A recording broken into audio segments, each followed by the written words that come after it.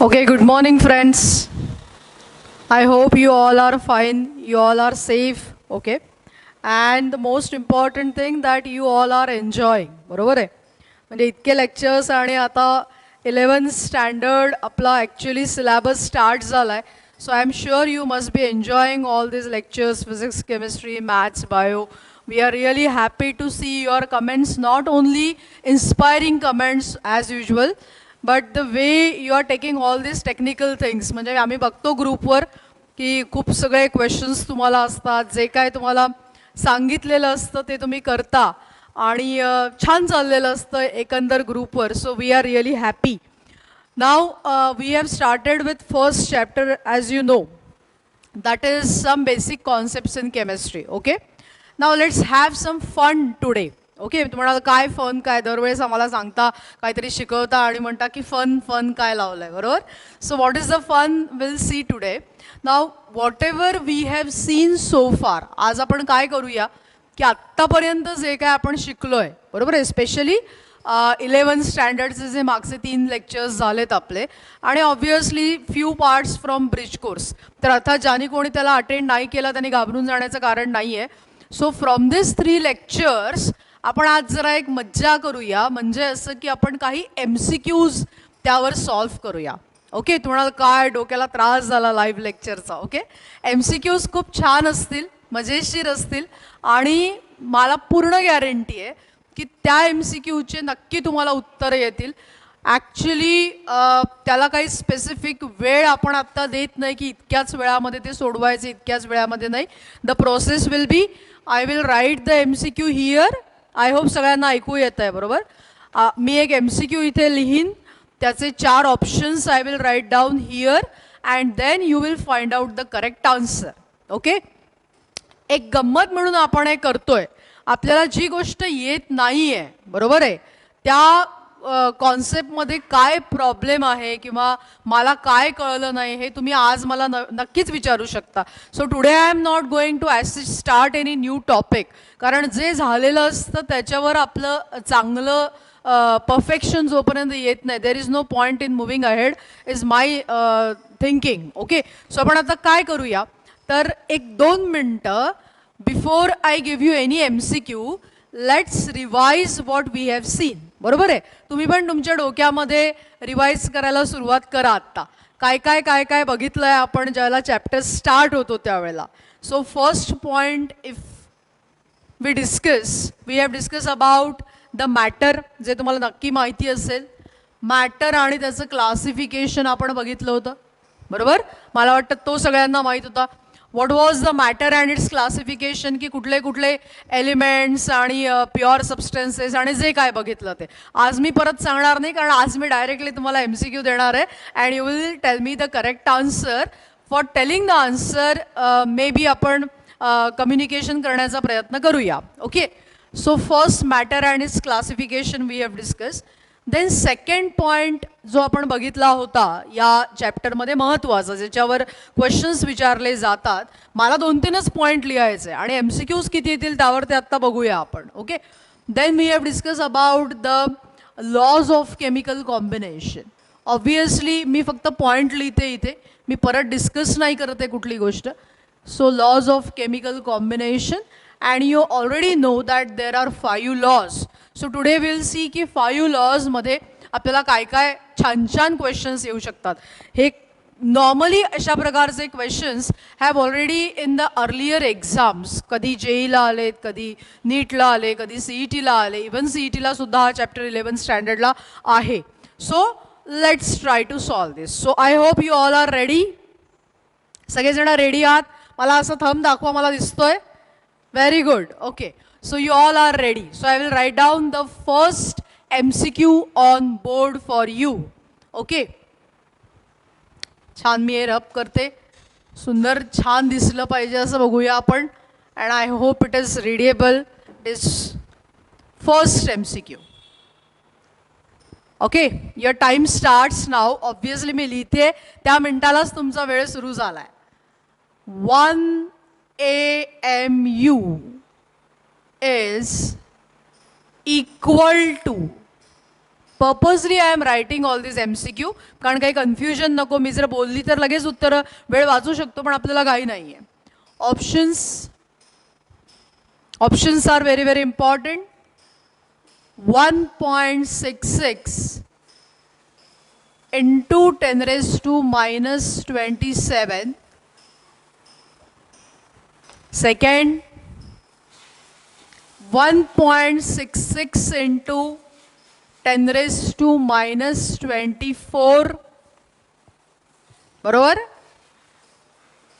Third, 1.66 into 10 raised to minus 24 gram and 6.02 into 10 raised to minus 23 gram. Okay. So I hope तुम्ही हा question वाचताय सगळेजण आणि तुम्हाला answer याचं यायला लागलेलं आहे. So 1 AMU is equal to think. Actually हा म्हणजे माहिती असलेला प्रश्न, याला काही विचार करायला लागत नाही, but still I will give you few seconds to think on the answer. मला अजिबात घाई नाही आहे. सो तुम्ही नक्की आत्ता विचार करायचा आहे आणि मला उत्तर सांगायचं आहे.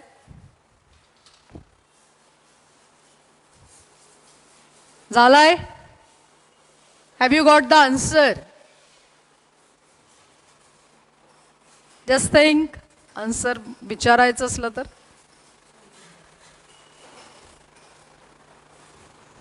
येस.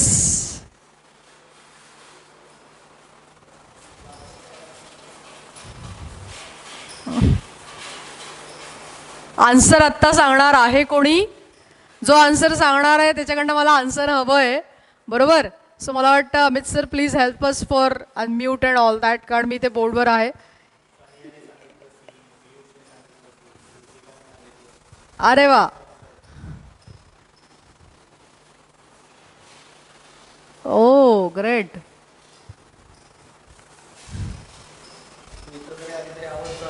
हो, I know. Okay, I got the answer. वरती Sania option C. Okay. Parnika C, Pranjal C, Piyush C, Shrutika C. By my God, इतके लोकांनी सी म्हणल्यावर मी काय सांगणार की आन्सर चुकीचं आहे. Okay, excellent. So do you know की तुम्ही आत्ता काय केलंय? तुम्ही आत्ता हा question, I don't really remember the year, but I think that this question was earlier. JEE JEE होती त्याला AIEEE असं म्हणायचं आहे. बरोबर आहे. सो त्या AIEEE हा अगदी बेसिक क्वेश्चन मला वाटतं मी लेक्चर्समध्ये पण सांगितलं असणार आहे. And that is the reason की तुम्ही सगळ्यांनी परफेक्ट आन्सर सांगितलं आहे. Absolutely correct. I was thinking की मी युनिट्स कन्फ्यूज करायचा प्रयत्न करू, तुम्हाला थोडंसं गडबड करायला लावीन, पण तुम्ही अजिबात कन्फ्यूज नाही झाला आणि सेकंदभरामध्ये प्रश्न बघितल्या तुम्ही उत्तर दिलं. मला या युनिटमध्ये इंटरेस्ट होता. बरीच पोरं काय करतात जे तुम्ही नाही केलं, and hats off to you. First question you got 4 marks for that if it is obviously JEE. हा युनिट ज्याला कुणाला आन्सर माहिती नाही आहे, हे युनिट्स जे आहे ते फार महत्त्वाचं आहे. पोरं काय करतात, सॉरी टू से पोरंच म्हणलं, तुम्हाला पोरंच आहात तुम्ही. सो पोरं काय करतात माहिती आहे का, की ते आन्सर पाठ करतात आणि पाठ करताना कसं करतात की हा नंबर लक्षात ठेवतात, which is very wrong. You can't remember the number. You should know the correct unit. And my dear friends, what is the answer? 1 AMU equal to 1.66 into 10 raised to minus 27 kilogram. इथे कुठेही kilogram 27 वाला option नव्हता आणि म्हणून ग्रॅममध्ये आपण करताना त्याला 1000ने मल्टिप्लाय करतो. And that's why absolutely my dear friends the answer is correct. It is 1.66 into 10 raised to minus 24 gram. ज्या लोकांनी हे आन्सर पहिलं लिहिलं असेल त्यांना लक्षात आलं असेल की काय गडबड झालेली आहे. हे युनिट आपल्याला बघायचं आहे. Okay, clear? काही प्रॉब्लेम यामध्ये पहिल्या क्वेश्चनमध्ये? Very good. नाव जायचं दुसऱ्या प्रश्नाकडे. Okay, now second question I will write down here. Very interesting question. Second question. Out of the following, out of the following which is a mixture? अतिशय सोपा प्रश्न, पण तरी पण पोरं चुकतात. Okay, first diamond, second distil water, third concrete, and fourth mercury.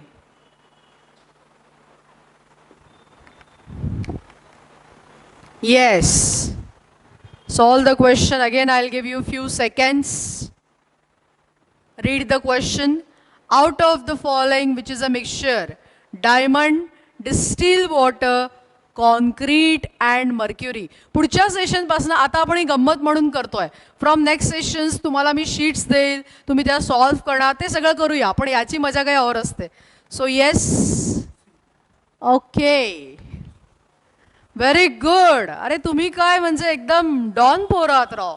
Actually you are very nice and खूप छान ऐकता तुम्ही lecture. Really really proud of you all. Okay, म्हणजे इतक्या सेकंदामध्ये वगैरे आन्सर देणं, वाचणं, very good. I again got the answer as C, that is concrete, which proves की मी काही न सांगता लगेच तुम्ही उत्तर देताय आत्ता. म्हणजे मी काही तुम्हाला सांगितलं नव्हतं की आज मी MCQ घेणार आहे, आणि तरी पण तुम्ही उत्तरं इतके परफेक्ट देताय. Really very good thing. मला वाटलं डायमंडमध्ये वगैरे कन्फ्यूज होता का. तो which of the following is a mixture? Diamond, distil water, concrete और mercury. Okay, so absolutely answer is concrete.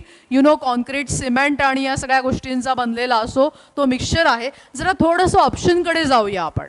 आता काय की आपण एका स्टेपला आलो म्हणजे आन्सर्स आपले बरोबर आले, सो आपण लगेच खुश होणारच आहोत डेफिनेटली. पण आणखीन काय महत्त्वाचं आहे, you should know what are this. तर ऑब्व्हियसली तुम्हाला माहिती आहे मॅडम काय आहे ते.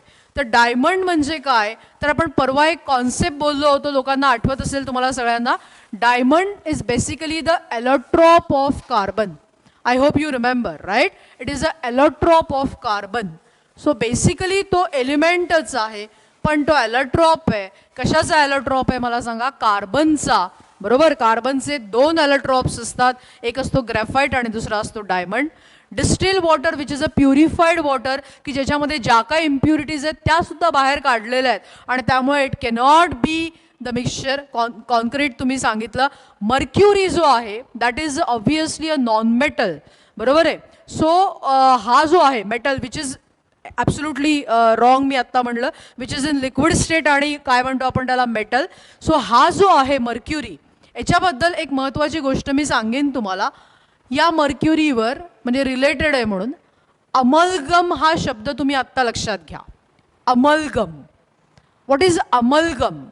अमलगम याच्यामध्ये मर्क्युरी आणि कुठला तरी एखादा एलिमेंट जो आहे तो मिक्स केला जातो. सो ज्या वेळेला असे काही प्रश्न येतील त्याला be careful for mixture and element. So amalgam is basically the combination of mercury with some other element, like zinc amalgam अशी म्हणण्याची पद्धत आहे, म्हणजे ज्यामध्ये Zn आणि Hg, झिंक आणि मर्क्युरी यांचं कॉम्बिनेशन केलं जातं. पण इथे प्लेन मर्क्युरी दिला होता, आणि त्यामुळे हा जो तुम्हाला काय म्हणतात लिक्विड स्टेटमधला जो काही प्रकार आहे that is not a mixture. So I hope चारही ऑप्शन रिलेटेड ज्या इन्फॉर्मेशन आहेत त्या कळल्या असतील. So excellent. Once again the answer is correct. It is C. जाऊ पुढच्या प्रश्नाकडे आत्ता. Very good. Third question. Okay, now third question is also interesting. थोडासा मी आत्ता सिक्वेन्सनी जातीये. Third, which of the following, which, these are very popular question, अशा प्रकारचे questions. Which of the following does not obey law of conservation of mass? Okay, ठीक है? Which of the following does not obey law of conservation of mass? Options are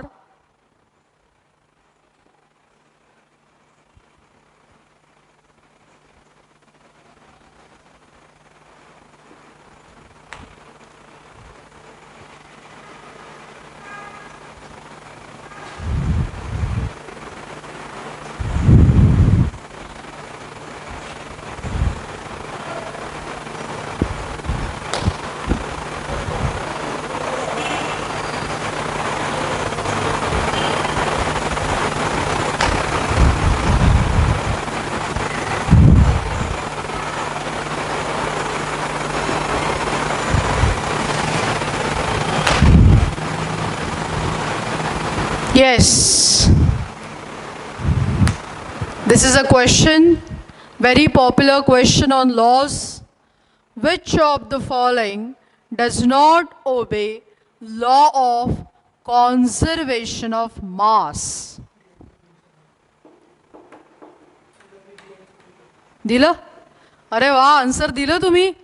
मला वाटलं कुठेतरी वेळ लागेल, काहीतरी मी चांगले प्रश्न काढतीये. थोडक्यात चांगलेच प्रश्न आहे आणि you should be again happy की अशा प्रकारचे खरंच क्वेश्चन हे तुमच्या एंट्रन्समध्ये आले आहे. सो तुम्हाला आनंद वाटत असेल आत्ता की अरे यार मला असे प्रश्न येतात आहे. So feel really proud of your self. जरी आत्ता आपण बेसिक बोलत असलो तरी.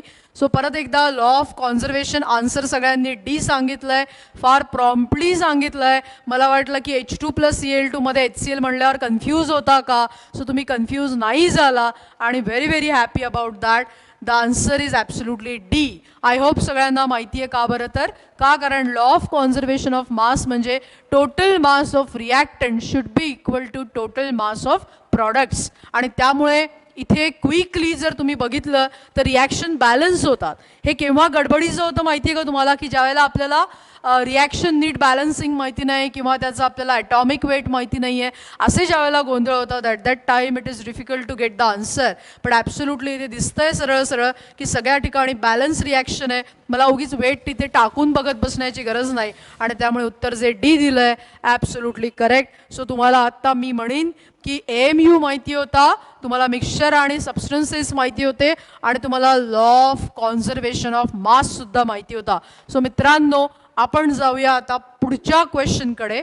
ओके, ऑप्शन्स मी ते 4 असेच ठेवते. डी नाही आहे ऑप्शन, म्हणजे माहिती नाही कुठला आहे तर. Which of the following. Yes, लोकांना हा लॉ जरा अवघड वाटतो. तुम्ही मला सांगायचं आहे की काय अवघड आहे की उत्तर येत आहे. Which of the following does not obey law of कुठला तो multiple proportion. Very famous question. Options नाही अगदी परीक्षेला हे चाललेले आहेत, पण प्रश्न मात्र येऊन गेलाय. Law of multiple proportion. I write the answer, options here.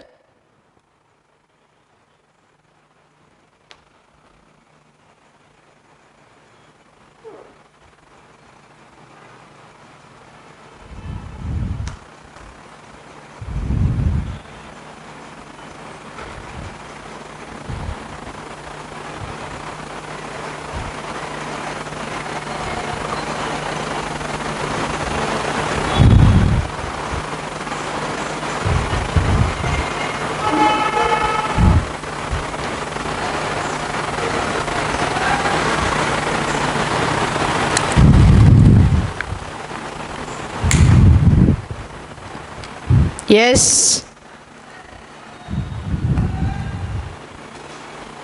Think on that. Which of the following does not obey law of multiple proportion? You again got the answer as B. Are you sure B से? नक्की lock KIA जाए बी को, हो की नाही. Okay, very good. काय observe केलं मला सांगा इथे. पहिली गोष्ट अतिशय महत्त्वाचं म्हणजे की लॉ ऑफ मल्टिपल प्रपोर्शन हा बेसिकली ओनली फॉर 2 एलिमेंट्सच आपण बघतो. ए आणि बी हे 2च एलिमेंट लॉ ऑफ मल्टिपल प्रपोर्शनमध्ये असतात. आणि ज्याला ही स्टोरी माहिती आहे त्याला ऑप्शन जितक्या सेकंदामध्ये तुम्ही उत्तर दिलं, तुम्ही शहाण्या मुलांसारखं स्मार्टवर्क केलं आहे. लॉ माहिती असू दे नसू दे, पण इथे काहीतरी 2 एलिमेंटसाठी सांगितलं होतं. इवन हे सुद्धा जरी लॉजिक असेल तर 200% बरोबर आहे. याचं कारण असं की लॉच्या स्टेटमेंटमध्ये परवा आपण आरडाओरडा, म्हणजे मी आरडाओरडा करून सांगितलं तुम्हाला की it is Wien 2 elements combine. बरोबर आहे. त्याच्यापेक्षा जास्त आणि काय असतील that is a different story. पण आता इथे CO CO2 so fix mass of carbon आहे, ही महत्त्वाची गोष्ट आहे. ते नसेल तर आपल्याला तो लॉ नाही लावता येत. इथे NO आणि NO2 आहे. सो परत नायट्रोजनचं मास फिक्स आहे, दोनच एलिमेंट आहे नायट्रोजन ऑक्सिजन. फॉस्फरसचं मास सेम आहे आणि दोनच एलिमेंट आहे फॉस्फरस अँड क्लोरीन. हा जो प्रकार दिसतोय हा कोण आहे मला सांगा? That is not the law of multiple proportion. पण तुम्ही इतके सुंदर आन्सर दिलेत की नाही आत्ता, की मला डेफिनेटली हे सांगायला आवडेल तुम्हाला एक महत्त्वाची गोष्ट, की even though this is not a law of multiple proportion, हा आपल्या पुस्तकामध्ये नाही आहे, टेक्स्टबुकमध्ये. This follows such type of question follows, हे आलंय आन्सर सगळ्यांना कळलंय. Fix mass of one element आणि दुसऱ्याचं काय दिसतं एक रेशो. या ऑप्शनबद्दल मी बोलत होती की कशामध्ये येतं. आय होप हा क्वेश्चन सगळ्यांना आला असेल. काही प्रॉब्लेम नाही यामध्ये, मी जे एक्सप्लेन केलं. कोणाला काही प्रॉब्लेम असेल तर मला विचारायचं आहे. That is law of multiple proportion. Again excellent. I was talking about this. Okay, एकच मिनटं. इतकं छान करताय म्हटल्यावर मला मोह नाही राहवल्या जात आहे. मी विचार केला होता की इतक्या लहान मुलांना इतका त्रास लगेच नको द्यायला, पण आता मला सांगावंच वाटतंय. सो गमतीचा भाग म्हणून तुम्हाला एक सांगते. लॉ ऑफ रेसिप्रोकल प्रपोर्शन नावाचा एक लॉ आहे. Reciprocal proportion which is actually नाही आहे, टेक्स्टबुकमध्ये नाही दिलेला आहे तो कुठला रेसिप्रोकल प्रपोर्शन. पण तरी आपण का करतोय, तर उद्या एखाद्याला जर वाटलं की मी काहीतरी छान पुढे JEE आणि सगळ्या अशा एक्झाम्समध्ये मला करायचं आहे, तर तशा वेळेला हे तुम्हाला टॉपिक महत्त्वाचे ठरतात. Okay, so what is law of reciprocal proportion हे मी सांगेन. तर आत्ता जर एक्झाम्पल घेतलं होतं ना, त्यामध्ये काय बघितलं मला तुम्ही सांगा. CH4 आणि CO2 होता. So how many elements are involved there? 3 elements were involved. Are you getting this? Multiple proportion मध्ये 2 elements होते. Reciprocal मध्ये 3 elements are there. And if you see the important point, हे जे वेगळे एलिमेंट्स, याला आपण B म्हणूया, याला आपण C म्हणूया, याला आपण A म्हणूया. A सोबत B कंबाईन होतोय, A सोबत C कंबाईन होतोय. Are you getting me? There are 3 elements. A सोबत B कंबाईन होतोय, A सोबत C कंबाईन होतोय. समजलंय सगळ्यांना? काही प्रॉब्लेम यामध्ये? What is the speciality of A here? एचं मास परत एकदा कसं आहे मला सांगा? फिक्स आहे. एचं मास फिक्स आहे. Wien B reacts with A, fix mass of A. Wien C reacts with fix mass of A, बरोबर? तर हे जे दोघं जण आहेत की नाही, B आणि C, हे ज्या वेळेला कंपाऊंड फॉर्म करतात, म्हणजे ज्या वेळेला हायड्रोजन आणि ऑक्सिजन कंपाऊंड फॉर्म करेल, त्यावेळेला त्या 2 एलिमेंटमध्ये सुद्धा एक स्पेसिफिक रेशो असतो कंपाऊंड फॉर्म करताना. ते आपल्या आवडीने काही वेगळा कंपाऊंड तयार करू शकत नाही. There is a specific ratio of again small whole numbers. Are you getting my point? समजतंय सगळ्यांना? सो हा लॉ केव्हा लावायचा? When 3 elements are there. एकाचं मास आपण काय केलंय? फिक्स केलंय. BA सोबत कंबाईन होतोय, CA सोबत कंबाईन होतोय, एचं मास फिक्स आहे. अशा वेळेला B आणि C मध्ये कंपाऊंड फॉर्म करताना एक स्पेसिफिक होल नंबर रेशो असतो. My dear friends, this law is called as law of reciprocal proportion. मला कुठलीच आत्ता म्हणजे माझ्या मनामध्ये सुद्धा नव्हतं की आपण लॉ ऑफ रेसिप्रोकल प्रपोर्शन वगैरे डिस्कस करावा. याचं कारण असं आहे की म्हणजे लपवून ठेवायचं म्हणून नाही, पण याचं बेसिकली कारण असं होतं की मला वाटलंच नाही की तुम्ही सगळी आन्सर्स बरोबर द्याल, आणि त्यामुळे मी या लॉकडे जाणार नव्हती. But your responses and clarity shows मी की हे पण मी एक्सप्लेन करायला पाहिजे. सो मला वाटतं कळलं असेल. परत सांगते कंटाळा येईपर्यंत. एचं मास फिक्स असेल, B आणि C वेगवेगळे त्यांच्यासोबत रिॲक्ट होत असतील, तर B and C will form a compound with a proper small whole number ratio, and that is nothing but a law of reciprocal proportion. आता लिहून द्यायची वगैरे काही गरज मला वाटत नाही आहे. स्लोली जसं आपण पुढे जाऊया तसं डेफिनेटली आपण या गोष्टी पुढे क्वेश्चन्स त्यावर सॉल्व्ह करूया. So very interesting. छान उत्तर दिलं तुम्ही multiple proportion. Okay, and now the next MCQ is, एक 5-6 MCQ घेऊया गंमत म्हणून. ओके नाही? 5वा आहे molar mass of ammonium chloride is?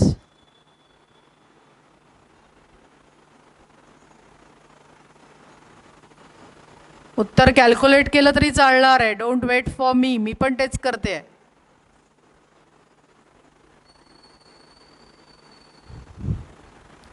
Yes, option सांगता तुम्ही?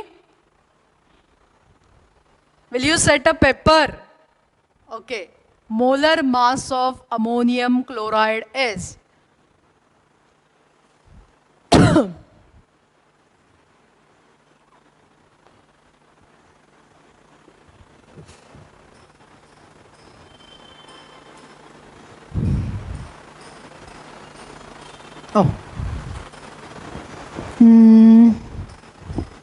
ऑप्शन चुकवण्यासाठी मला 2 मिनिटं वेळ घ्यावा लागतोय.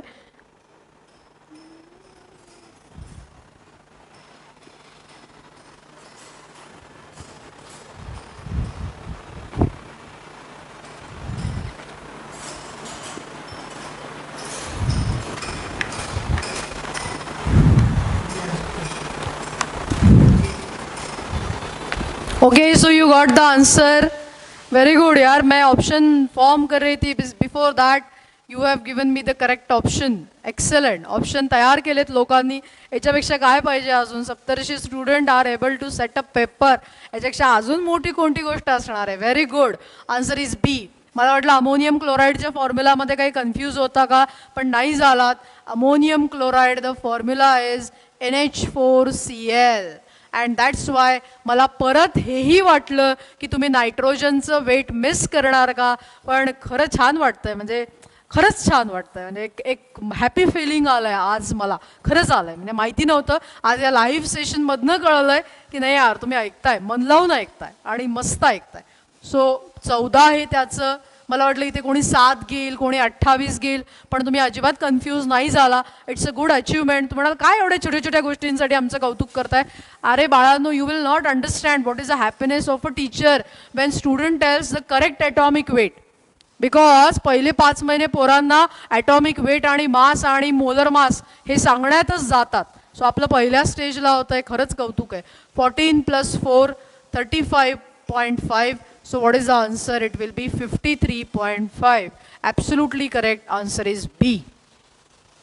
So मस्त, एकदम छान. ओके, सो 5ही प्रश्न छान होती.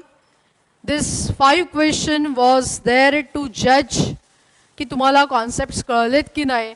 आणि I am really proud of you की तुम्हाला हे कॉन्सेप्ट्स कळलेले आहेत, काही शंका नाही. बरोबर. आता हे सगळं झाल्यानंतर मागच्या लेक्चरमध्ये मी एक महत्त्वाचा कॉन्सेप्ट डिस्कस केला होता, अतिशय महत्त्वाचा. And that was the law, Avogadro's law. Okay, so Avogadro's लॉवर if you remember one question on basis of Avogadro's law, I will write here.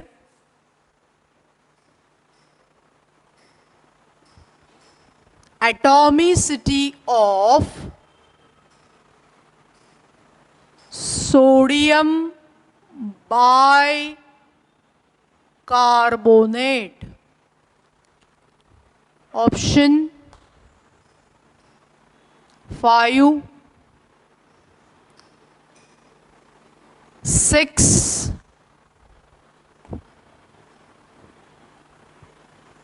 4, 7.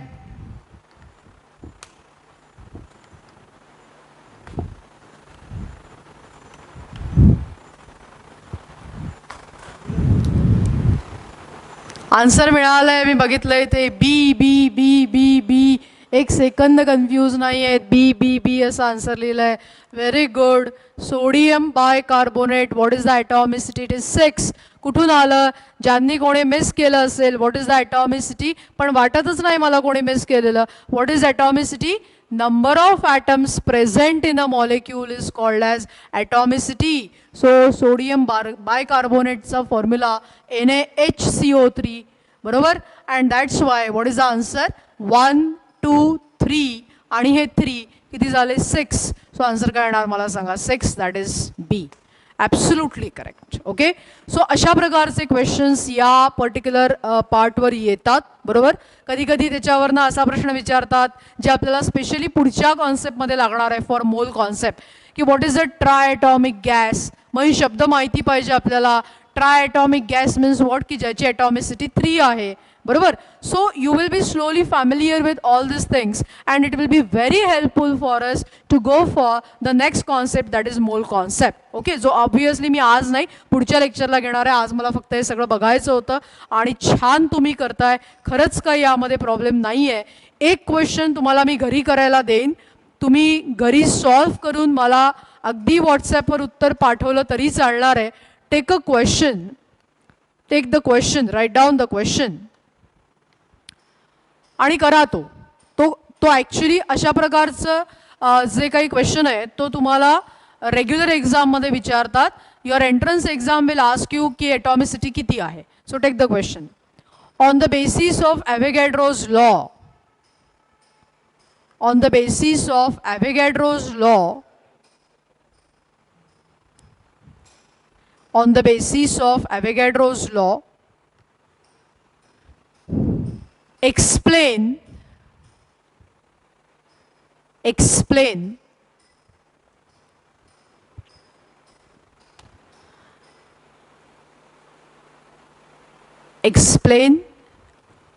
hydrogen and chlorine are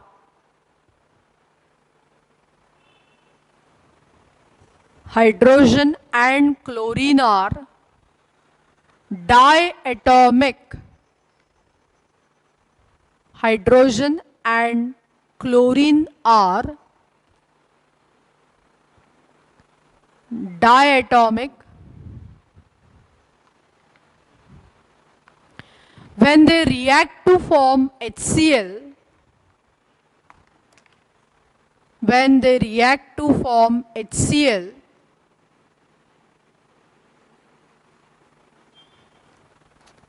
in the ratio 1:1:2. मी बोर्डवर पण लिहिलंय 1:1:2. प्रश्न छान आहे. Okay.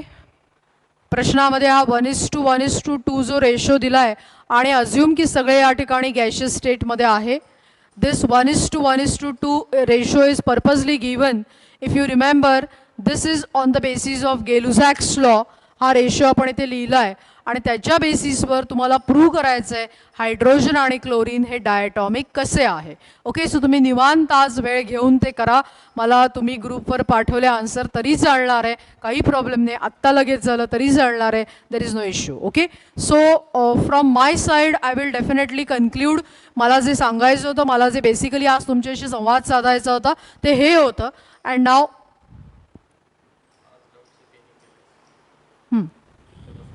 Yes. नाव तुम्हाला जे काही डाऊट्स आहेत या पार्टवर आलेले किंवा एखादी गोष्ट तुम्हाला वाटतं की मॅडम परत सांगा तर प्लीज डोंट हेजिटेट. कारण काही मुलं नंतर जॉईन झाले आणि त्यांनी सगळं ते बघा तुम्ही काय काय आहे आणि feel free to ask me the doubts. Okay.